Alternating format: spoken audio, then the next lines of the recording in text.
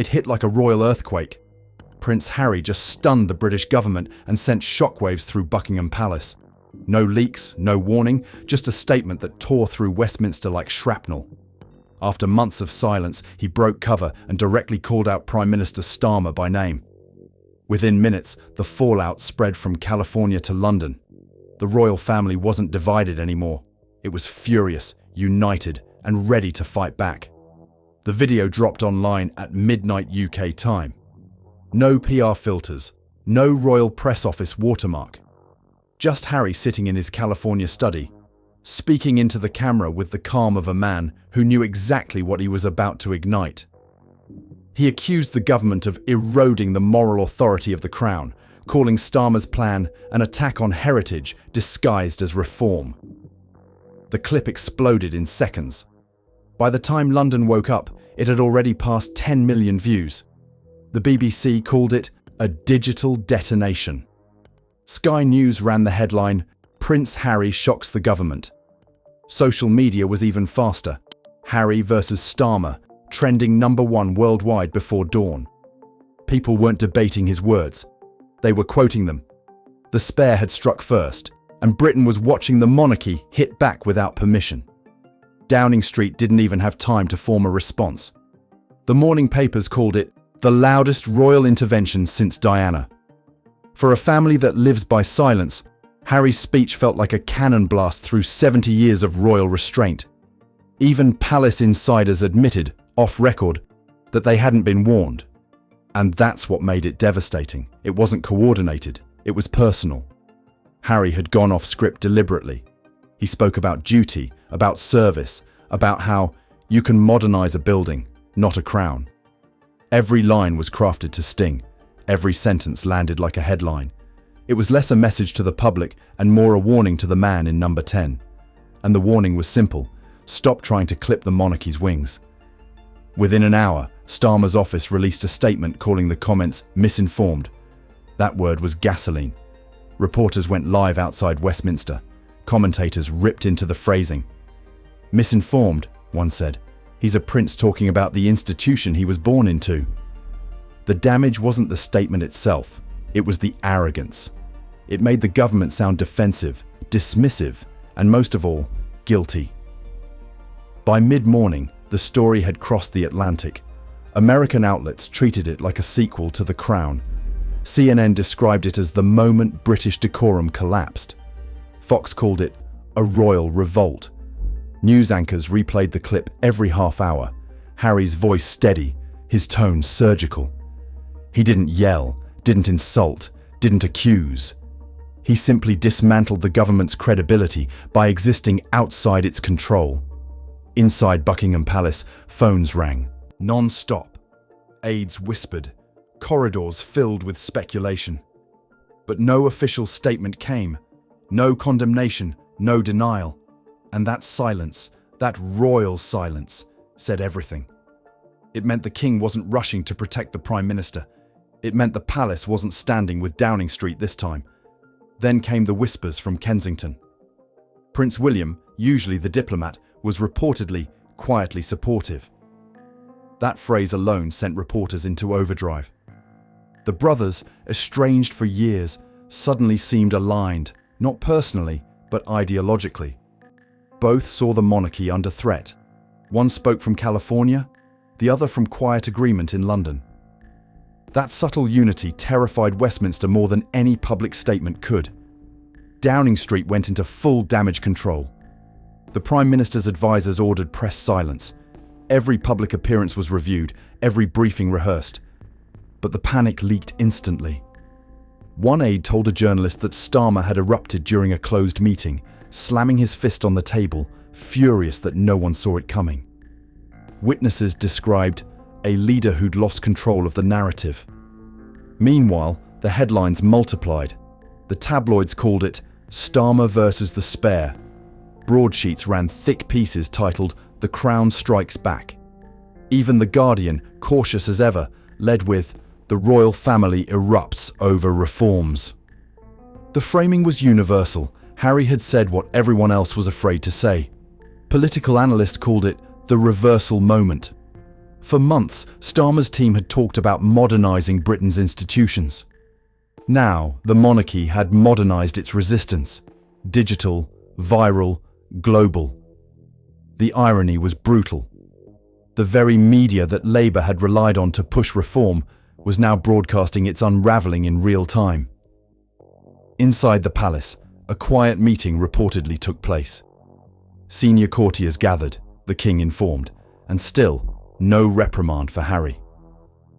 According to one insider, Charles was deeply concerned, but refused to act. That choice mattered. It meant he wasn't denying his son's claim that the government had crossed a constitutional line. It meant the monarch himself was willing to let the warning stand. By afternoon, the story had transformed from a rogue statement to a full-blown constitutional standoff. Foreign diplomats were calling for clarity. Commonwealth representatives asked whether upcoming state events would still go forward. Nobody could answer.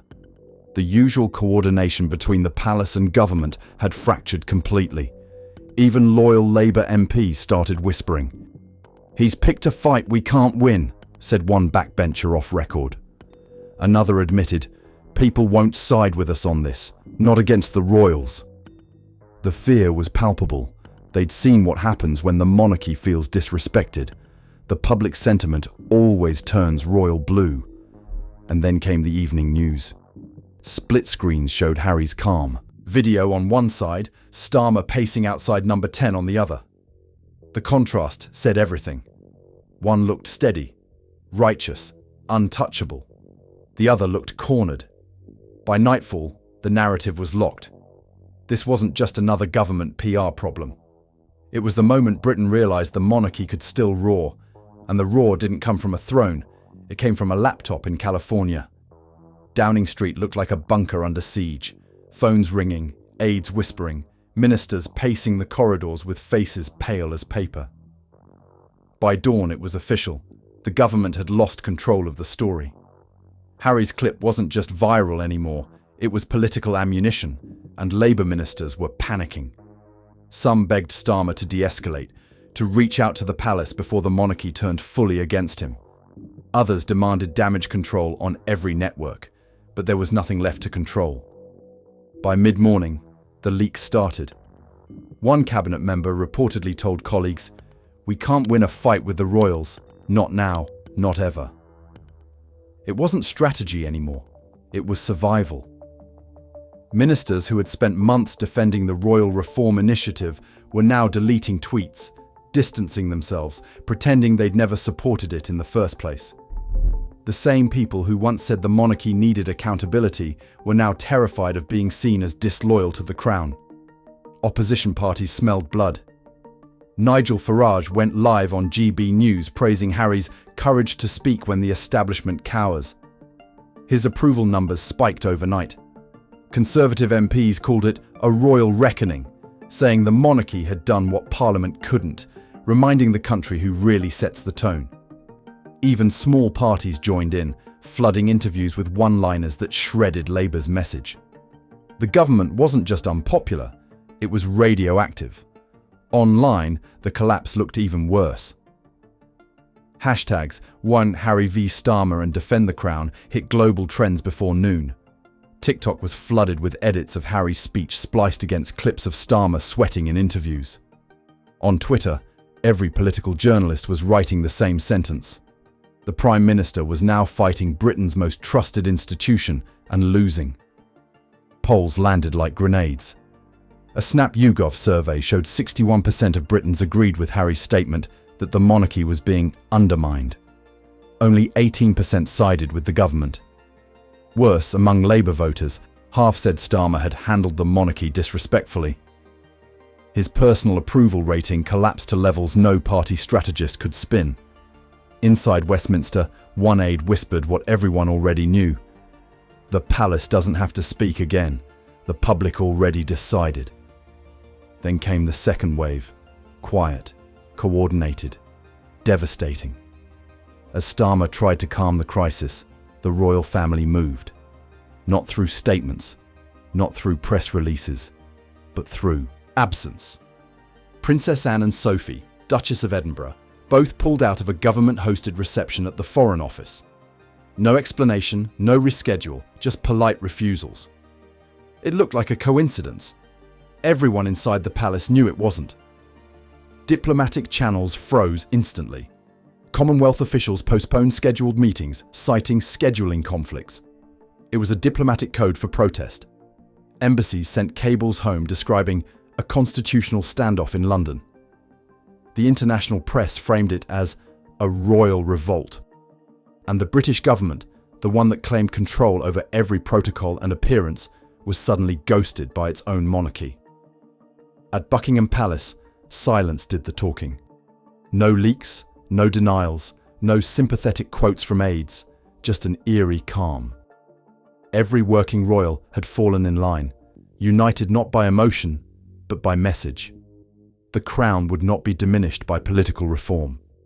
For the first time in decades, every royal household, Buckingham, Kensington, Windsor, moved in unison. Even the King's weekly audience with Starmer was described by an insider as frosty and perfunctory. The photographs released afterward told the same story. The King's expression still, Starmer's forced smile slipping at the edges. Internationally, the shock spread fast. Commonwealth leaders who'd quietly tolerated Labour's tone suddenly sided with the palace. Australia's Prime Minister called the monarchy a stabilising institution worth preserving. Canadian media openly discussed the arrogance of British politicians forgetting the monarchy's role in Commonwealth diplomacy. The narrative was global now. Starmer wasn't a reformer anymore. He was the man who picked a fight with his own royal family. And at home, the mood turned volcanic. By Friday, the backlash had moved from screens to streets. Outside Buckingham Palace, crowds formed carrying signs that read, "Hands off the crown" and "Protect our royals." Even in Labour strongholds, rallies formed demanding that the government stop insulting tradition. Interviews with ordinary citizens showed a rare unity, from farmers to bankers, from pensioners to students, all saying the same thing. You don't attack the crown. The media piled on. Every morning show, every talk radio slot, every columnist echoed one theme: respect. They replayed Harry's quote over and over, calling it the line that reignited the monarchy's strength. One broadcaster said it perfectly. The government spent months talking about modernisation. Harry reminded everyone why the old order still holds power. Starmer's team tried to fight back with new messaging, talking about democratic modernisation and shared accountability, but nobody was listening. By the weekend, his approval rating plunged below 30%, his lowest since taking office. Newspapers used the same phrase across their Sunday front pages. Harry stunned the government, and Britain followed. Political analysts compared the chaos to the Suez Crisis, a moment when Britain's leadership was humiliated in front of the world and the balance of power quietly shifted back toward the crown.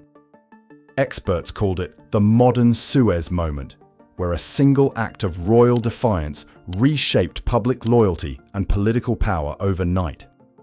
Britain had chosen its side. The crown hadn't just survived the government's reforms, it had crushed them. And the Prime Minister who promised control had discovered what every leader eventually learns. You can govern policy, but you never govern the monarchy.